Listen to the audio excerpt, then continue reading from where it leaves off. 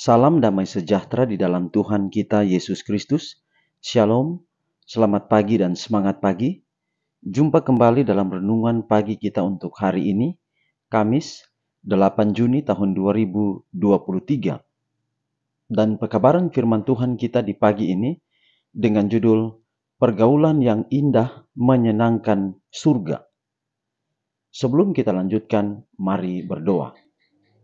Bapa kami dalam sorga, terima kasih atas semua kebaikan-Mu dalam kehidupan kami hingga di pagi hari ini.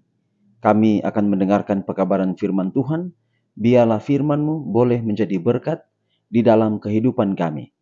Terpujilah nama Tuhan, di dalam nama anak-Mu Yesus Kristus, kami persembahkan doa ini. Amin. Sekali lagi, pekabaran firman Tuhan kita di pagi ini dengan judul Pergaulan yang Indah Menyenangkan Surga.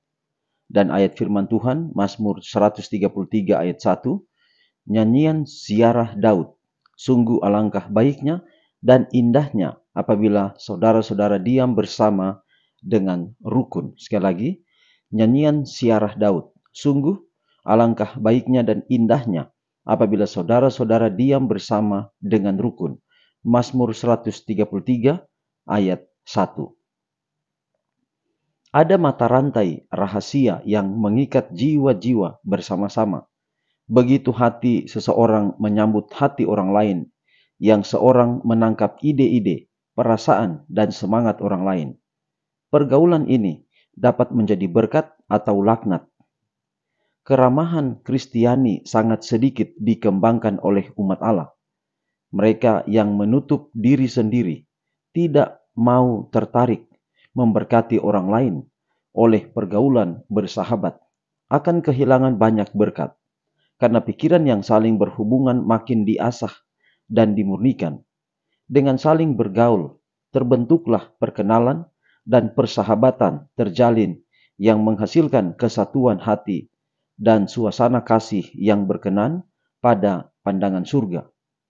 Betapa langka dan indahnya persekutuan dari mereka yang bertemu bersama. Manis seperti minyak suci yang dituangkan di kepala, penting seperti embun Hermon, karena dalam persekutuan ini telah ditetapkan oleh yang kekal, berkat dari kehidupan tanpa akhir. Kemarin pelajaran kita bahwa kita harus mendorong saudara seiman, sama seperti Paulus mengunjungi beberapa tempat, bertemu dengan saudara-saudara seiman untuk memberikan dorongan agar sukacita seseorang, sukacita kelompok tertentu juga menjadi sukacita kelompok yang lain atau sukacita orang yang lain. Karena itu menggambarkan bahwa betapa indahnya hidup di dalam sebuah kerukunan. Saya sering mengatakan kepada jemaat yang saya layani, memang kita ini berbeda. Sama seperti warna pelangi, berbeda. Ada merah, kuning, hijau, berbeda satu dengan yang lain. Tetapi ketika dia dipadukan di dalam satu wadah, satu sarana, atau satu bentuk, sama seperti pelangi ketika dia ada dalam satu bentuk berdekatan warna-warna itu, maka itu akan kelihatan indah. Demikian pula dengan contoh yang lain, yaitu tuts piano. Masing-masing tuts dengan suara yang berbeda-beda. Walaupun ada perbedaan yang hanya sedikit, tuts putih dengan tuts hitam. Tetapi perbedaan-perbedaan itu ketika dimainkan perannya. Kalau saudara do, mainkan peran do. Jangan mainkan peran yang lain. Karena kalau tutsnya tuts do, lalu bunyinya bunyi mi, maka dia telah merebut tuts mi. Kita mainkan peran kita masing-masing sesuai kemampuan kita. Walaupun berbeda, peran kita, peran saudara yang lain berbeda. Tetapi itu akan memberikan satu keharmonisan. Bersekutu satu keluarga, satu jemaat itu bergantung kepada kita, pribadi masing-masing. Saya mungkin bisa bilang bahwa tidak ada persatuan, yaitu pikiran saya.